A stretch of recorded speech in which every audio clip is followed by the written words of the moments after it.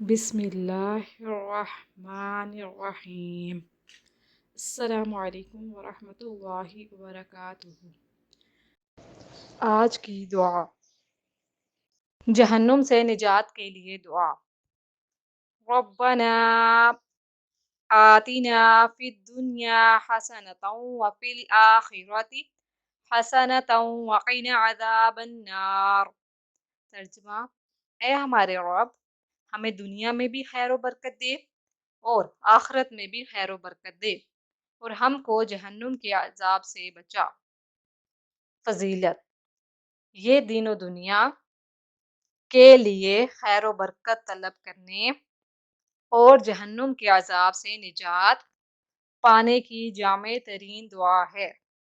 مزید وظائف کے لیے ہمارے چینل کو وزٹ کرنا مت بھولیے گا اور جاتے جاتے ہمارے چینل کو سبسکرائب کر دیجیے۔